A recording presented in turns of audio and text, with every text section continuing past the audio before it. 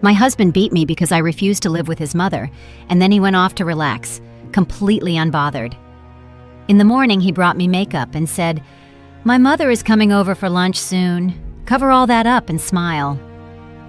Hours later, he left for the office, and when he walked into his boss's conference room, he turned pale when he saw me. Before we start, tell me in the comments what city you're listening from. I'd love to know how far this story has traveled. Now, get ready. What you're about to hear isn't just a novel, it's a mirror, and many might not be able to stand their own reflection. The first time Aaliyah Bancroft said no, her lip was split. The second time, her spirit was broken. Aaliyah was 32 years old. She loved morning coffee, books with open endings, and the silence right before everything explodes. She worked from home in a corner of the kitchen where she'd jury-rigged a small office with a borrowed laptop, a backless chair, and an aromatic candle that no longer smelled of anything, but gave her the illusion of having her own space. She was a quiet woman, reserved, one of those people who don't yell when they talk and give everything when they love. She lived with her husband Julian, a man who seemed educated, attentive, and even charming to outsiders. But when the door to their two-bedroom apartment closed, the story was entirely different. To him, love wasn't a partnership. It was ownership. It was obedience. Aaliyah had learned this through blows, though no one ever knew. That morning, the air in the house felt heavy and dense, as if something was about to give. "I won't allow it, Julian," Aaliyah said, her voice firm but her heart trembling. "I will not live with your mother." He turned from the doorway, his eyes blazing. "Excuse me? We already talked about this." "I don't want her in our house. She already does enough damage by weighing in on everything." Julian approached slowly. His steps echoed like a heartbeat on the hardwood floor. "My mother is not an option, Aaliyah. She's a part of my life. If you don't understand that, then you're out." She took a step back. She'd never seen him so tense. His fists were clenched. His jaw was hard. "Are you threatening me?" "I'm making things clear. I'm the man of this house, and if my mother comes to live with us, you will smile and welcome her." Aaliyah swallowed. For a moment, she thought about giving in, not out of fear, but out of sheer exhaustion. But her body couldn't take any more silence. She couldn't handle any more nights pretending everything was fine. No more. That no was the spark that ignited the inferno. Julian lunged at her without a second thought. No one screamed. No one stopped him. In that house, there were no witnesses, only walls that already knew how to keep secrets. Minutes later, the bathroom was silent. Aaliyah stood in front of the mirror, her face bloodied, her spirit shattered. With trembling hands, she opened the drawer and pulled out an old compact foundation. Tears escaped as she dabbed it over her face. "Don't cry. It'll run," she told herself, bitterly mocking her reflection. The door burst open. Julian walked in with a cup of coffee. "My mother is coming for lunch. Cover up well and smile." She didn't answer. She lowered her gaze, feeling the shame burn her skin like acid. He placed the mug on the counter and went to get dressed for work, whistling as if nothing had happened. The doorbell rang at noon. Amara had arrived. She was loaded down with shopping bags, strong perfume, and venomous comments. "And this is the food?" she asked disdainfully, looking at the served table. "This lacks flavor, honey. In my day, women knew how to cook." Aaliyah swallowed her rage.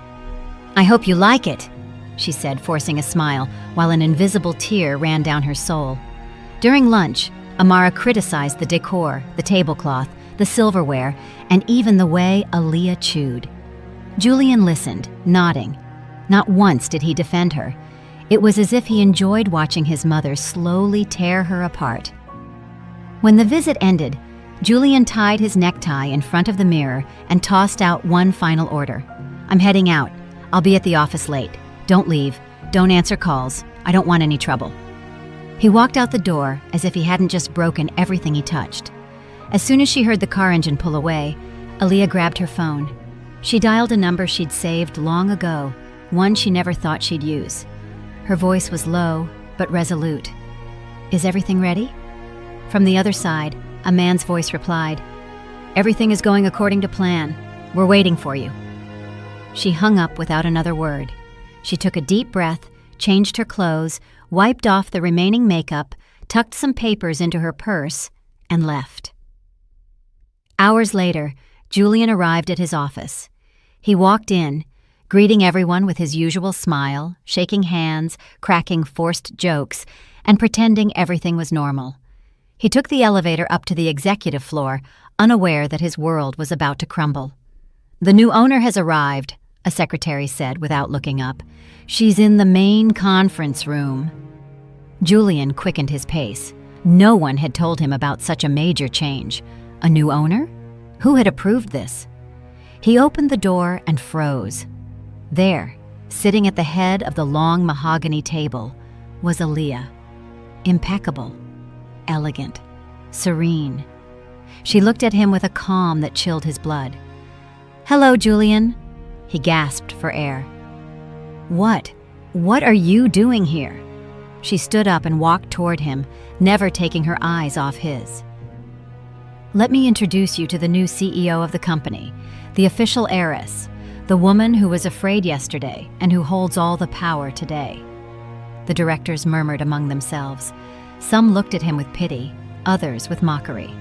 Julian took a step back. "You planned all this?" Aaliyah smiled, but this time not out of obligation or fear. She smiled because, for the first time in a long time, she was doing it without anyone's permission. "This is just the beginning." As Julian struggled to grasp the impossible, Aaliyah took her seat, crossed her legs with grace, and calmly started the meeting. It was as if she hadn't just changed everything, because sometimes the most dangerous thing a broken woman can have is accumulated silence and a chance to speak. The conference room filled with a thick silence, as if the air had been replaced by something denser: fear, anger, disbelief. Julian could barely stand up straight. Sweat ran down his temples while Aaliyah, unperturbed, continued the meeting as if nothing extraordinary had happened.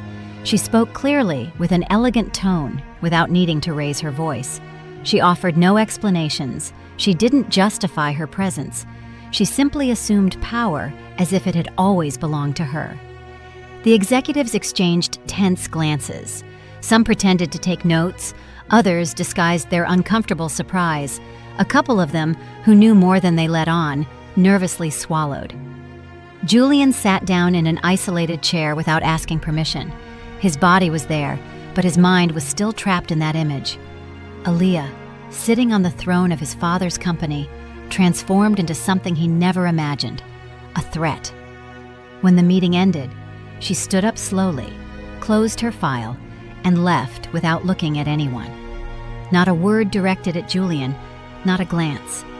She walked down the hallway as if she knew exactly where she was going, as if she had walked that path 1,000 times, though this was the first time she had ever set foot in the building with her name on the official documents. The rumors spread like a wildfire in dry grass. How did that woman get here? Wasn't she Julian's wife? Now she's his boss, and they say she inherited everything from the previous owner. Is it true? I heard the founder's family kept her hidden, and what if she was the old man's mistress? The voices multiplied, the intrigue grew, but Aaliyah didn't respond. Her silence was more feared than any statement, and that was the most unsettling thing to many. Meanwhile, Julian wandered the office like a ghost. No one greeted him as before. The respect had vanished, and when he tried to regain control at the next day's meeting, his chair was occupied by someone else. He returned home at night looking for comfort, but only his mother, Amara, was waiting for him, sitting in the dark with a glass in her hand. "What did you do?" she asked without looking at him. "Nothing," he replied, dropping the keys on the table. "Don't lie to me, Julian. I heard about the company. How can that woman be sitting in your father's place? She's not just that woman. She's my wife. Or was. And how did she become your boss?" Julian collapsed onto the sofa, exhausted. His eyes showed something Amara wasn't used to seeing in her son: defeat. "I don't know. I swear I don't know. She was home this morning, and now she controls everything. I don't know how she did it." "Then find out," Amara hissed. "Because if you don't take back what belongs to you, I will." Aaliyah, on the other hand, locked herself in her office, surrounded by files, records, and new faces. There was a lot to clean up, too much to discover. The company, which had been in corrupt hands for years, was a minefield. Every corner held a secret.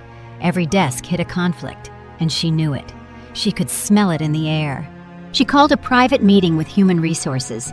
She reviewed the contracts, the promotions, and the unjustified dismissals one by one. In 3 days, she fired 5 managers who had spent years sabotaging the projects of honest employees. Her hand didn't tremble when she signed the papers. She knew honest people needed space to breathe. "I didn't come here to destroy this company," she said in her first internal address. "I came to clean it, to heal it, like a wound that hurts at first, but eventually heals." The words were recorded and went viral in employee group chats. Many began to admire her in secret. Others hated her quietly. But everyone knew one thing: Aaliyah was here to stay. Meanwhile, Julian tried to find flaws. He called lawyers and investigated the inheritance documents. None of them found anything irregular. Everything was legal, impossibly legal, as if it had all been prepared years in advance. And that drove him mad because it meant Aaliyah hadn't reacted overnight.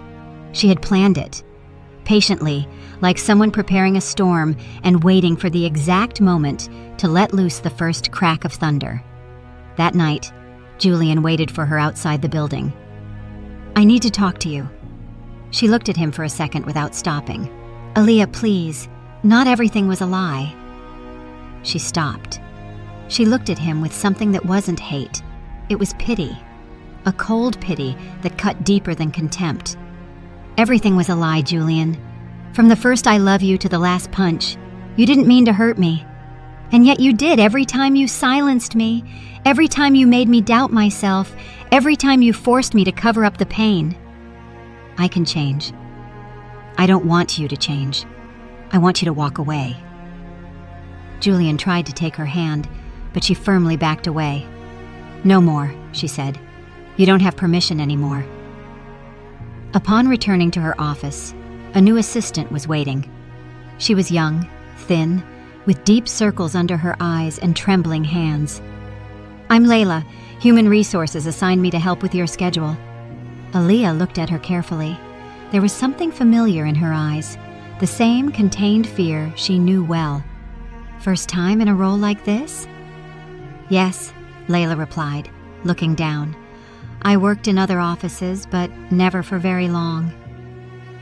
During lunch, while everyone talked amongst themselves, Layla sat alone in a corner. She didn't eat, she didn't speak.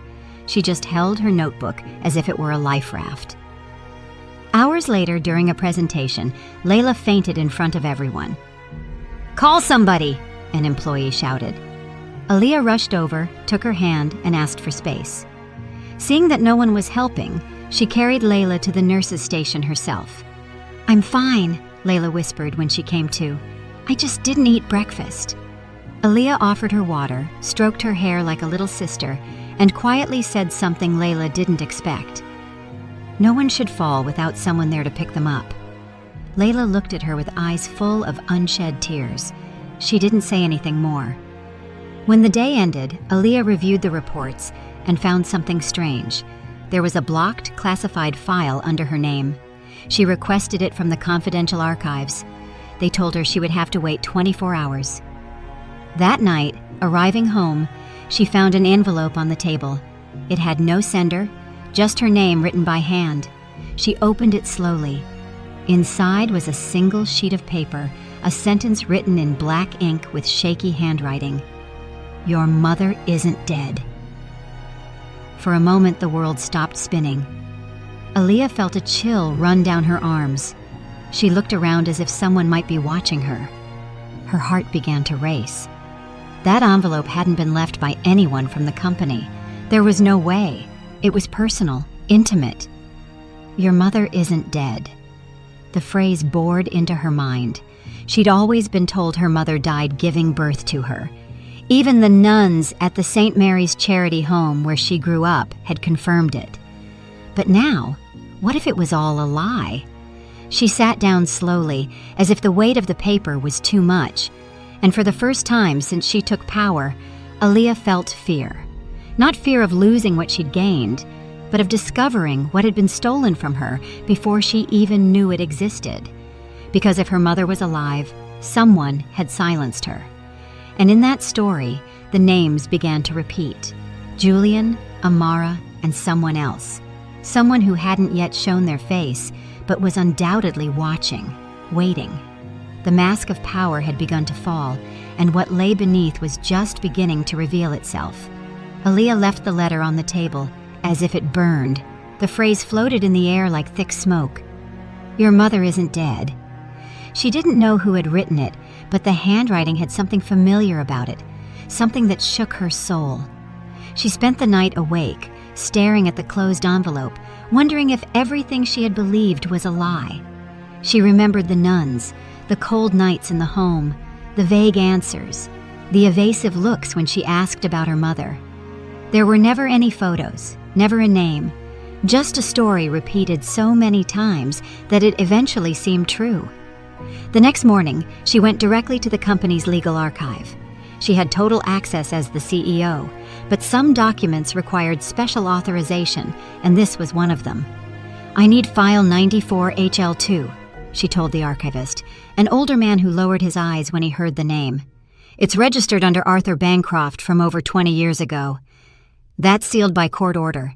It can only be opened with a direct order from the board." Aaliyah placed both hands on the desk. "I'm the chairman of the board."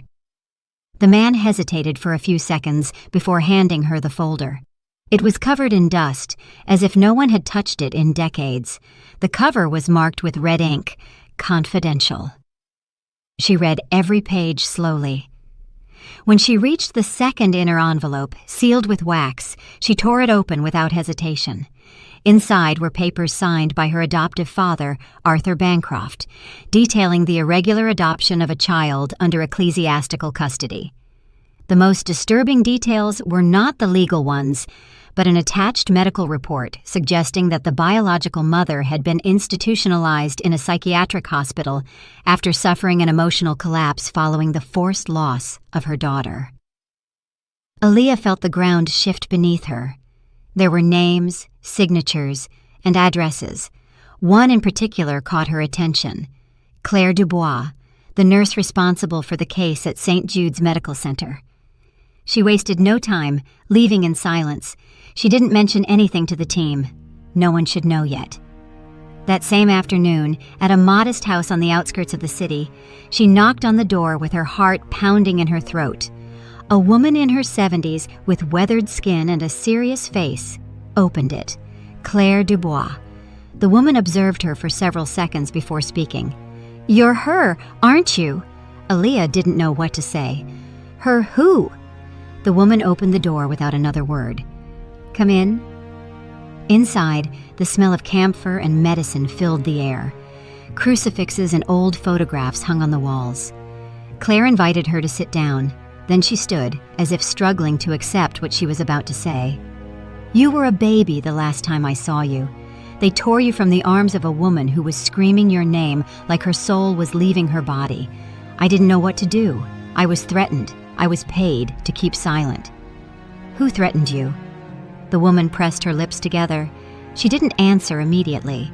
She walked to a drawer, pulled out a small envelope, and handed it to her.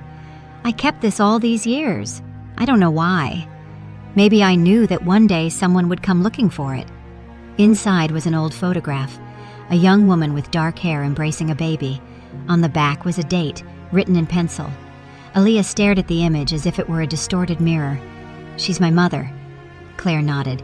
"Her name was Teresa. Well, that's what she said before they took her away. They said she was crazy, but she wasn't.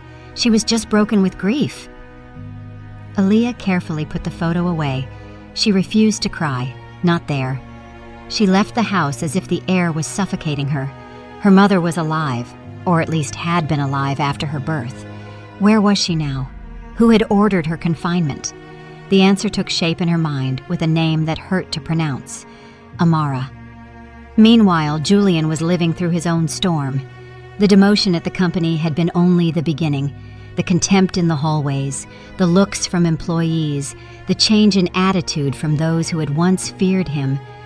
Now he was a cipher, a phantom, a last name without power. He started drinking more than usual, sleeping on the sofa, and getting lost for hours. He didn't answer calls. His mother pressured him daily with demands and accusations. "You can't let that woman humiliate us like this. You're a Julian by blood. She's a nobody." "I don't have control anymore," he replied, sinking deeper. "Then act, investigate, find something to destroy her." "Why don't you do it?" Julian asked with contained rage. "What is it that you know that you don't want to tell me?"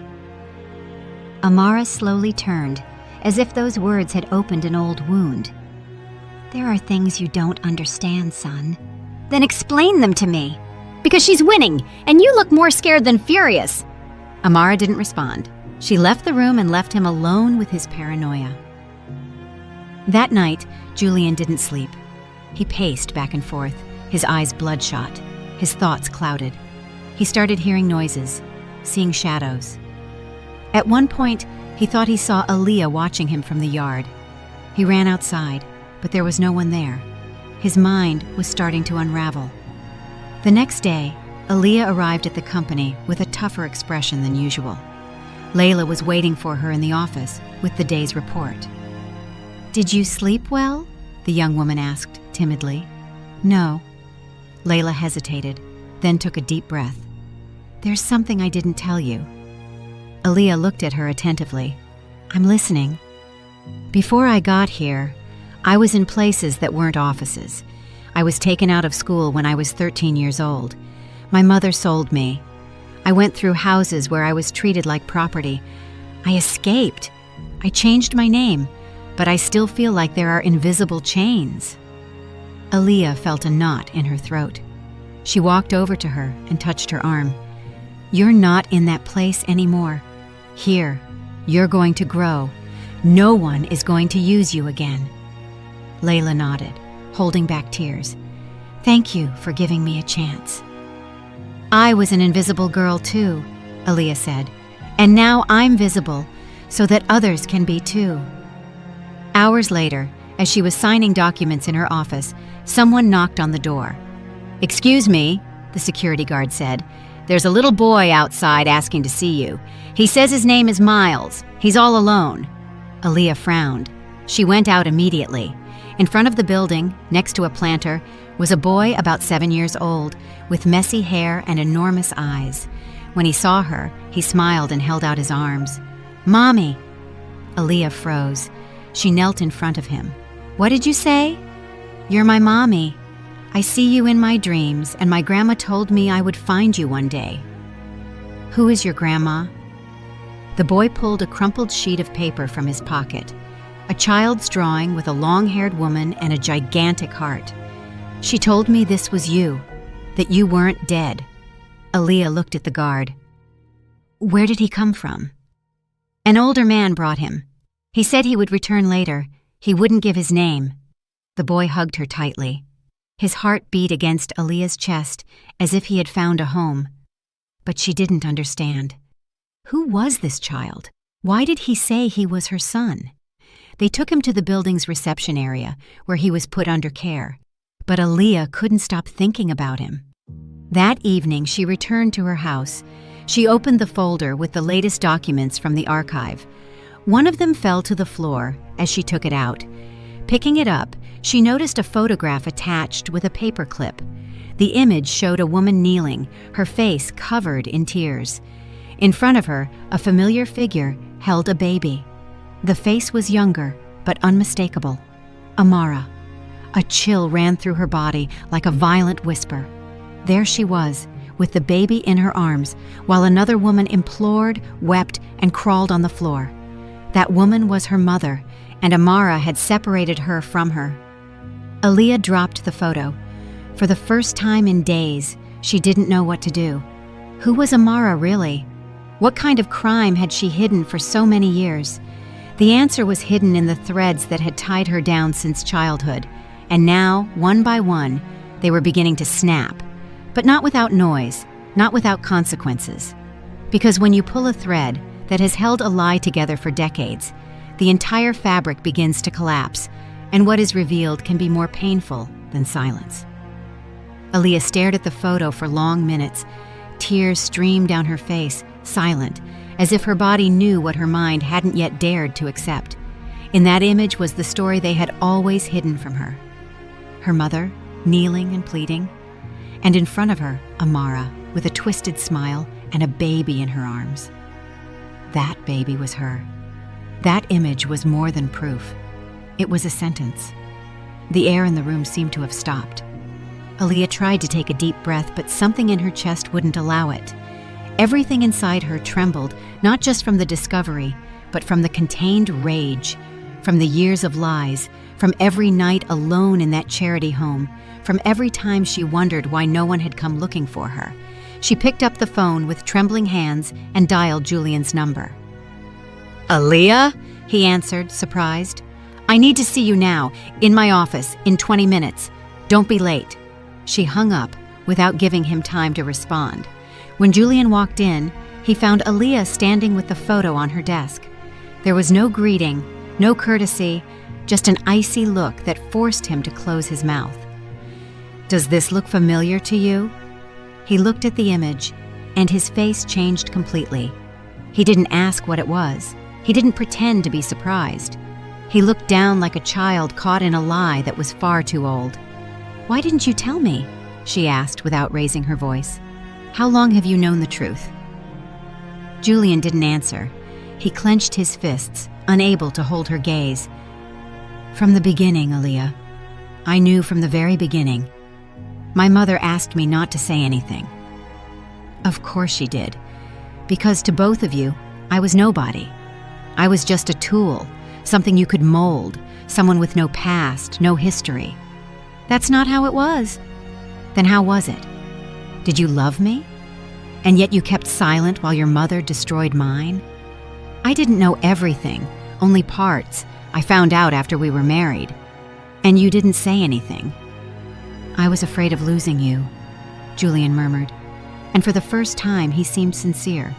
"You knew I wasn't anyone to you, but you were afraid that one day I would be more than you." The phrase cut through him like a knife. There were no shouts, no argument, just that truth spoken in a quiet voice.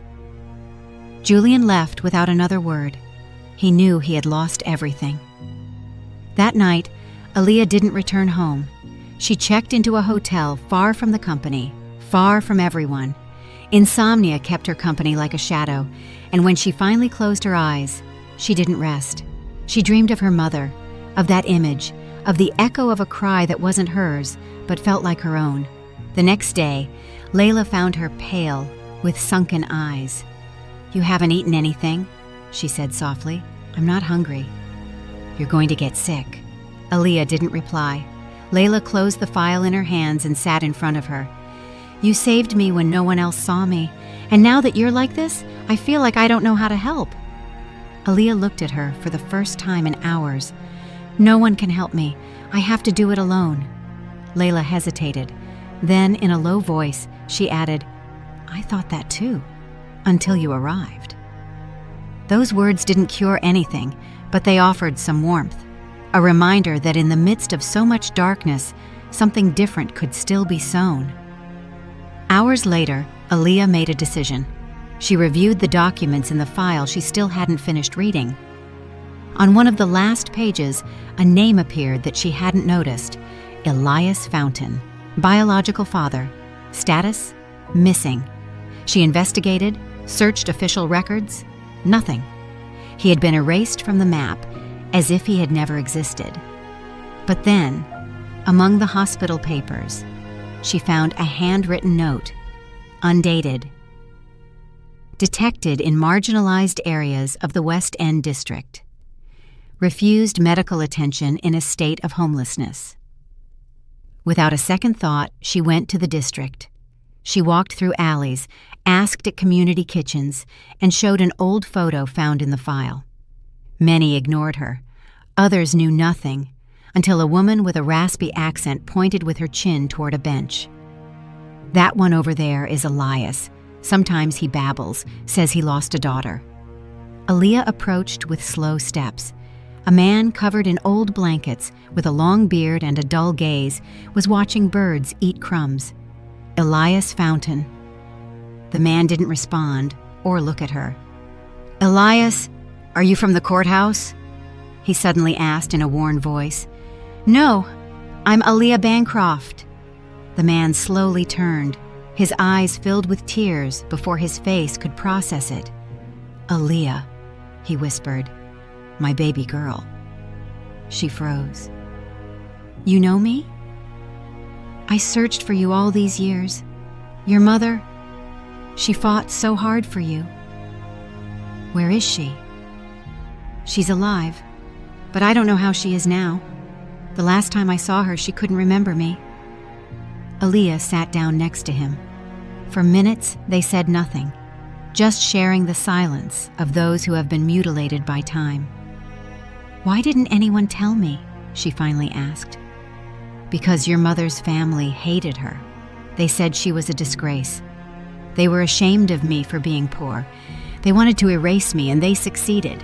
They threw me onto the street, they locked her up, and they took you away as if you were a piece of trash." The tears were no longer hidden. They fell without resistance. He awkwardly took her hand. "I'm sorry, I couldn't save you." "It wasn't your fault," she murmured. "Now I want to find her."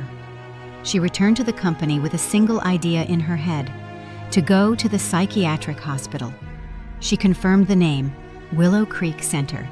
Teresa had been institutionalized there for years, according to reports, suffering from dementia. No one visited her. No family member was registered. Upon arriving, the place looked like a disguised prison. Gray walls, locked doors, indifferent staff. "Who are you looking for?" "Teresa." "I'm her daughter." The nurse looked up, surprised. "She doesn't get visitors." "She does now." They took her to a small room. There, sitting in a wheelchair, with a vacant gaze, was her mother. White hair, dull eyes. She seemed distant, as if her mind floated in a place no one else had access to. Aaliyah walked closer. "Mom?" The woman looked at her but didn't recognize her. "You're new. Are you going to bring me tea?" "I'm your daughter, Mom. I'm Aaliyah." "Aaliyah," she repeated in a flat voice. "What a pretty name." Aaliyah knelt in front of her. "I'm here. No one is going to separate us again. No one is going to hurt you again." The woman extended a trembling hand and touched her cheek. She smiled for an instant. Then she returned her gaze to the window as if the moment had only been an echo. Aaliyah hugged her tightly, tenderly. She felt something break inside her. It wasn't sadness. It was liberation. It was the wound closing, not because everything was fine, but because she wasn't alone anymore. "Don't worry," she whispered. "Now I'll take care of you." And in that embrace, the victim stopped being a daughter and became a mother, a refuge, a living justice. The truth cannot be covered up. It can be hidden. It can be disguised. But one day, it inevitably returns to look you in the face, and when it does, it demands to be spoken, even if it hurts, even if it burns, even if it destroys everything that seemed firm. Because only from that destruction can something new be born, something that no longer needs lies to sustain itself. Only the truth, however cruel, however necessary. Aaliyah returned home with a tense body and an exhausted spirit. She still smelled her mother's perfume on her clothes, a mix of aged lavender and despair. Her hands were shaking, not from weakness, but from contained fury. She showered without turning on the light, as if she needed to erase every trace of the past before continuing with what was to come. She didn't want compassion or pity. She wanted justice, not in courtrooms, not with lawyers. She wanted to expose the truth, to show the open wound, to let the world see the face of the person who had destroyed so many lives from the comfort of their privilege. And for that, there was an exact date: the company's annual benefit gala. Ironically, it had been Amara's idea, a luxurious evening with live music, public donations, and cameras broadcasting live. Amara wanted to clean up her image, reposition herself as a philanthropist, an exemplary mother, as the woman who had helped raise Aaliyah. She even said so in the invitation, with a hypocritical smile and open arms, like someone trying to redeem herself without paying the price. Aaliyah accepted immediately, but not to honor her, and certainly not to thank her. She was going to use Amara's own stage to strip her bare in front of everyone, not with shouts, not with hatred, but with evidence. Meanwhile, Julian was sinking. The demotion at the company had been only the beginning. The contempt in the hallways, the looks from employees, the changed attitude of those who once feared him. Now he was nothing. A shadow, a name without power. He started drinking more than usual, sleeping on the sofa, and disappearing for hours. He didn't answer calls. His mother pressured him with demands and complaints, but he no longer had answers, not even for himself. One night, he showed up at Aaliyah's house. The door was locked, but he knocked hard. When she opened it, she found him stumbling, drunk, hollow-eyed, broken. "I need to talk to you," he slurred. She hesitated for a few seconds, then stepped aside, not out of compassion, but strategy. 5 minutes. He sat on the sofa, the same one that had once witnessed arguments, silences, and lies.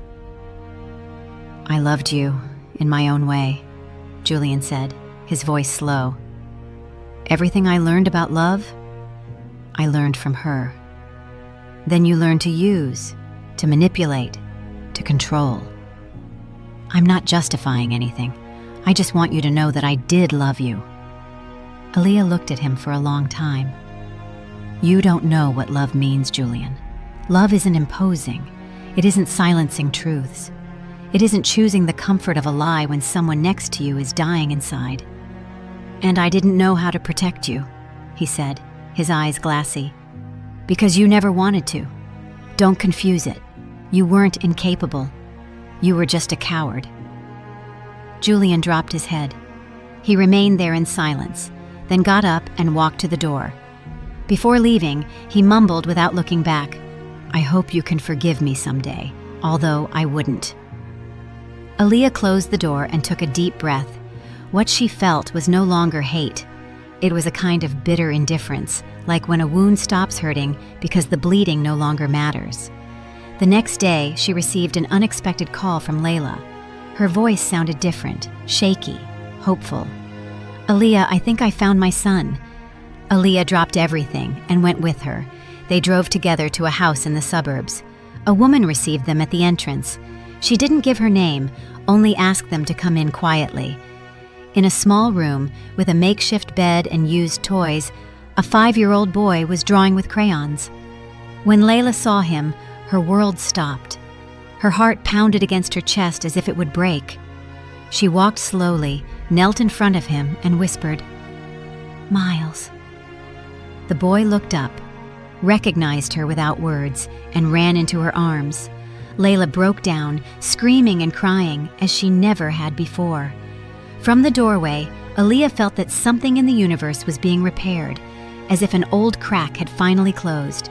They returned to the city together, and Aaliyah gave Layla a permanent job in the company's social outreach department. Her mission would now be to help other women who, like her, had been silenced and torn from what they loved most. That night, Aaliyah felt a sharp pain in her abdomen. She doubled over in the kitchen, clinging to the edge of the counter. She had told herself too many times that everything was fine, that it was just stress, that it would pass. But it didn't. She went to the doctor in secret. They ran tests. She waited for the results alone, her hands ice cold on her lap. The diagnosis arrived without anesthesia. Cancer, early stage.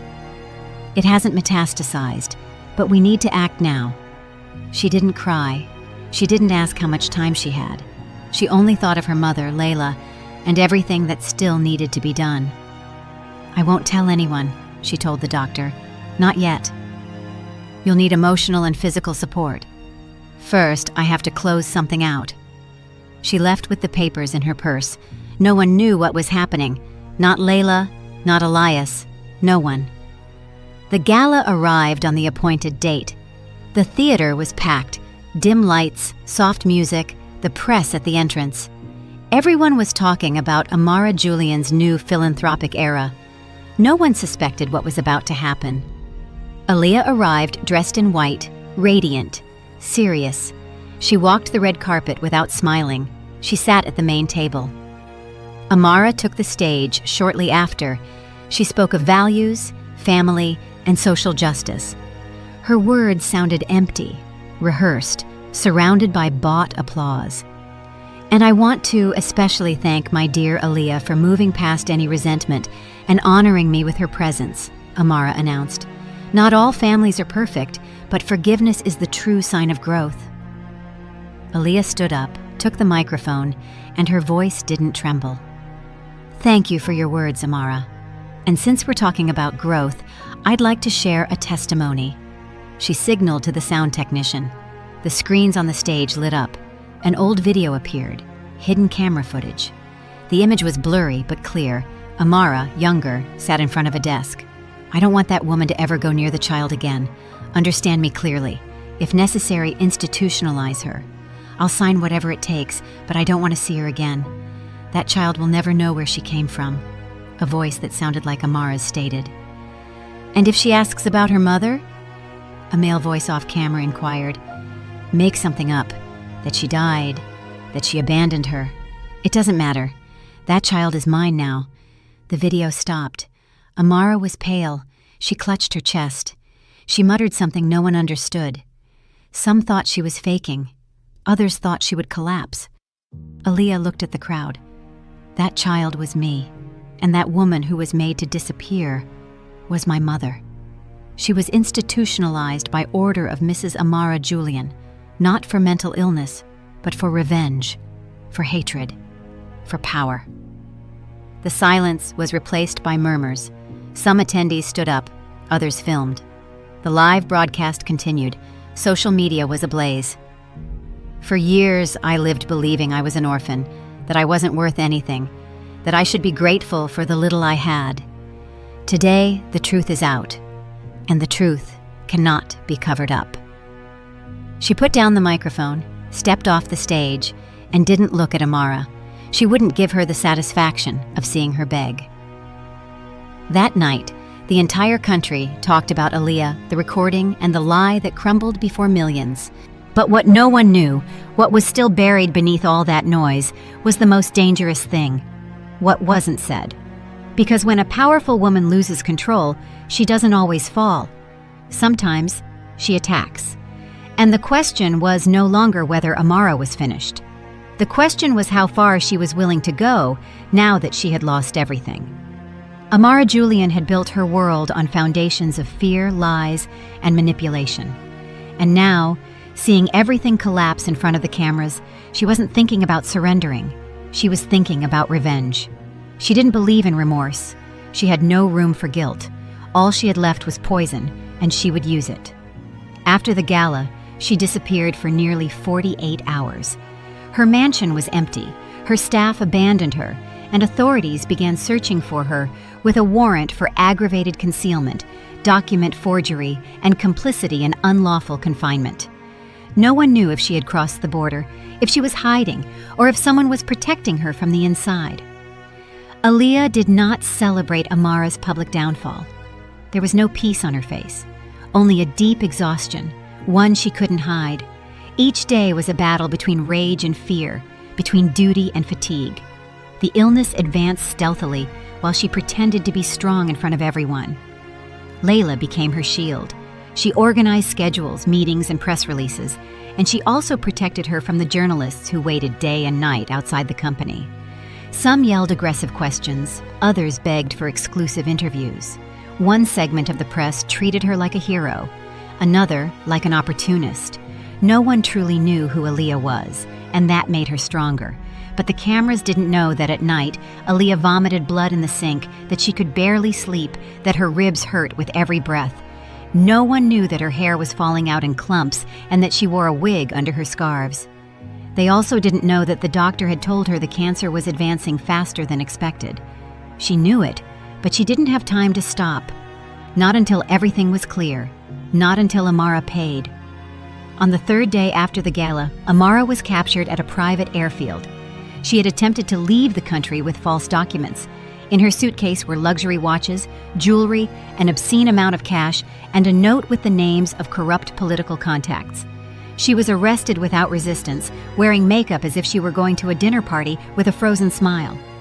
To the cameras, she only said one phrase, "I did everything for my son. She was never worthy of him." That cry was broadcast across the news, and indignation grew on social media.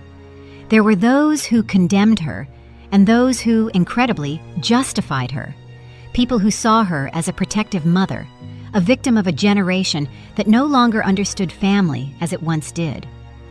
Aliyah did not respond to any statement, gave no interviews. She didn't want anyone to speak for her. What she had to say, she had already said on the stage. Now, justice had to act. Days later, with the trial in preparation, Aliyah took a car and went alone to the charity home where she had grown up. She wanted answers, but she also wanted to say goodbye to what had been, what had shaped her, what had broken her. The nuns received her nervously. Some looked at her with compassion, others with suspicion. The Mother Superior took her to the small chapel where Aliyah had spent her afternoons as a child, dreaming of an imaginary mother and a family that loved her. She sat on the same wooden bench, facing the same stained glass window. This time, she didn't pray. She just closed her eyes and listened to the silence. A different silence than before. It was no longer the silence of abandonment. It was the silence of rebuilding. As she left, one of the older nuns, with slow steps and a clear gaze, handed her an envelope. "He came a few days ago. He said he was your father. He knew you would return." Aliyah took the envelope without saying anything. She got back in the car and opened it there. It was a letter written with shaky handwriting. Elias, her real father. "My daughter, when you read this, I may no longer be here, but I am not writing to say goodbye. I am writing to thank you for having forgiven me with your eyes, even though you said nothing, for having hugged your mother, even though she couldn't recognize you, for not becoming what they made you. There are people who pass through life leaving wounds. You pass through life healing them. Even if you don't know it, even if you sometimes think you are just surviving, you heal, like things that truly hurt do." The letter trembled in her hands. She cried in the car without witnesses. Not for him, not for what wasn't. She cried for everything she never had, for everything that still hurt, for every part of herself that had been silenced and finally had a voice today. That night, Layla prepared her a hot soup. She saw Aliyah arrive with a strained expression. "Where were you?" "At the home. He died." Layla didn't ask more. She just sat beside her. There was no need to talk, only to be present. Amara's trial was set for 3 weeks later. Aliyah did not plan to attend every hearing. She wanted justice to do its work without turning it into a spectacle. But something changed her plans. At midnight, a call woke her up. The number was blocked. She answered with a sleepy voice. "Aliyah, it's me," Julian said. His voice sounded desperate, broken.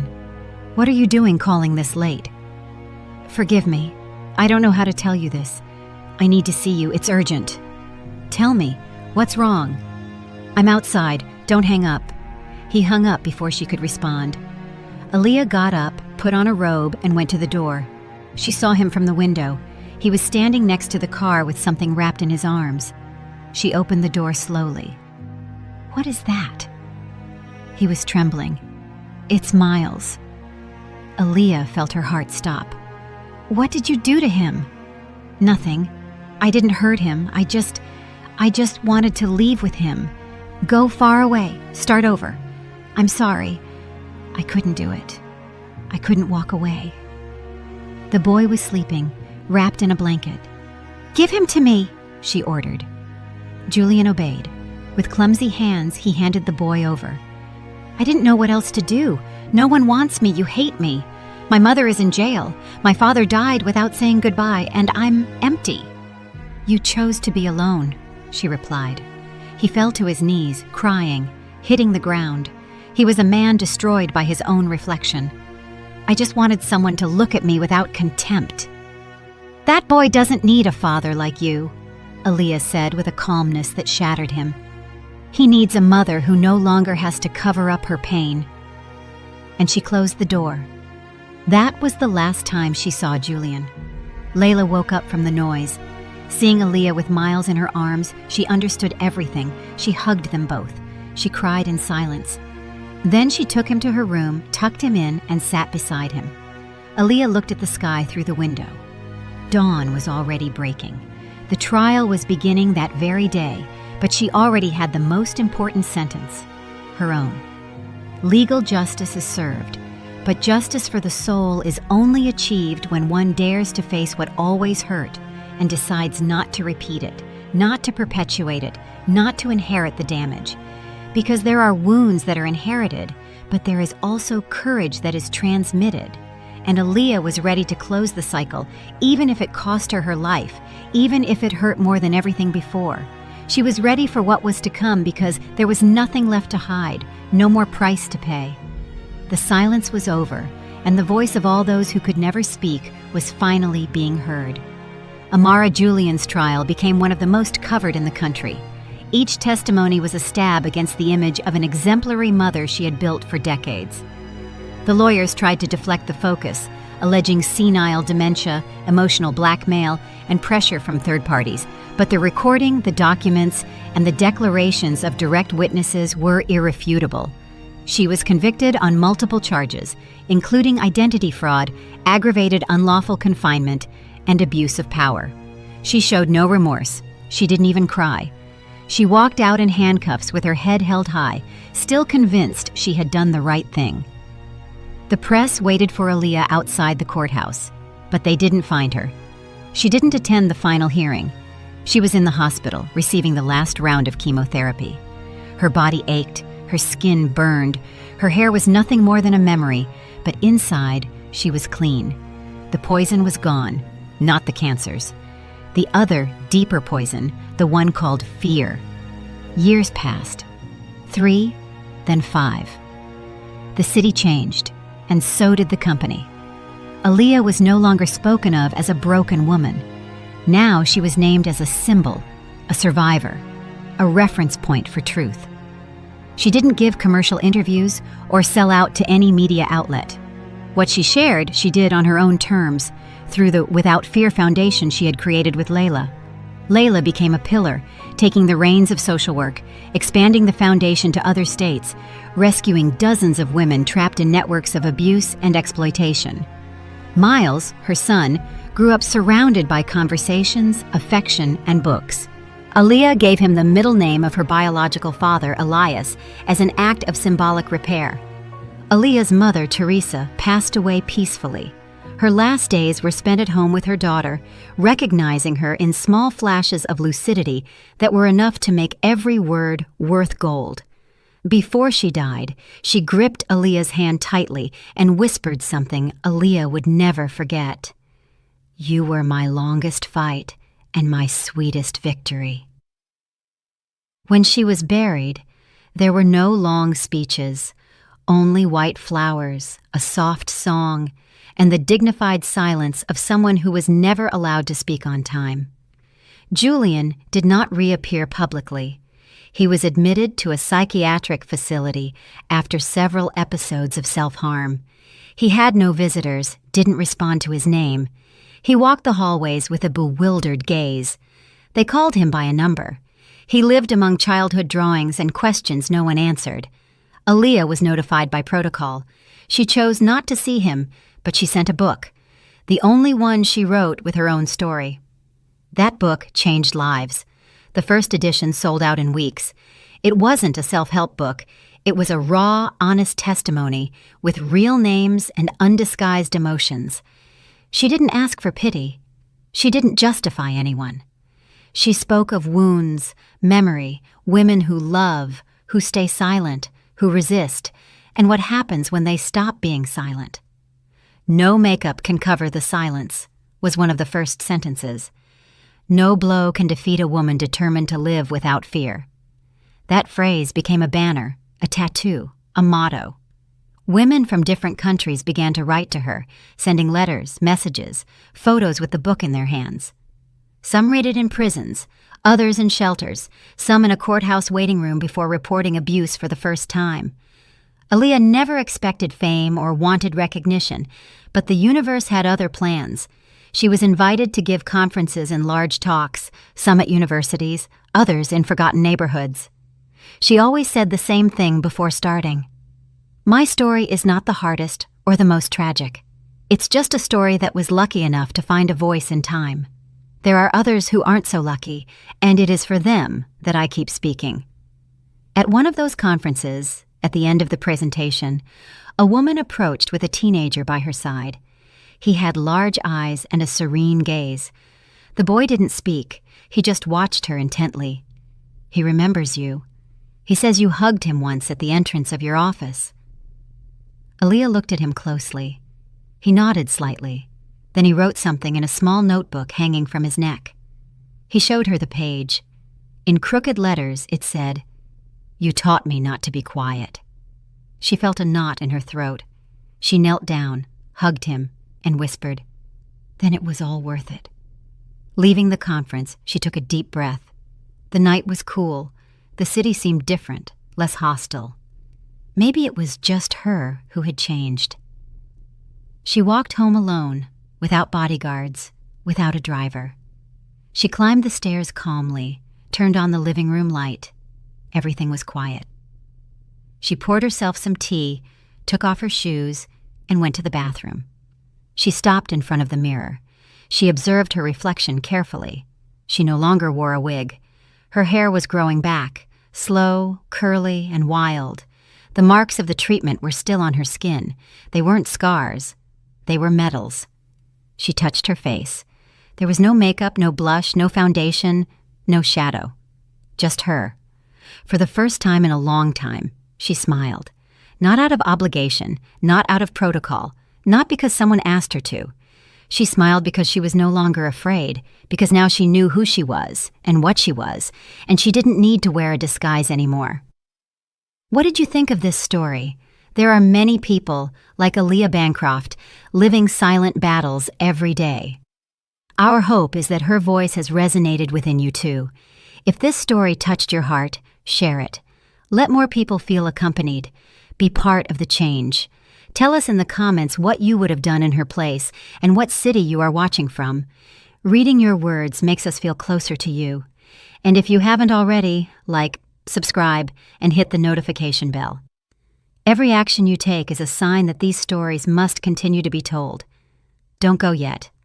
Our next moving story is already appearing on your screen. Click on any of them and continue exploring this universe of real, moving, and necessary stories. Thank you for being here. Thank you for feeling with us. We send you a huge hug, wherever you are. See you in the next one. Did you like the story, and which city are you listening from? Let's meet in the comments. If you like the story, you can support me by sending a super thanks so I can keep bringing more stories like this. Thank you so much for your sweet support. I'm looking forward to your comments on the story. On the screen, you can see 2 new life stories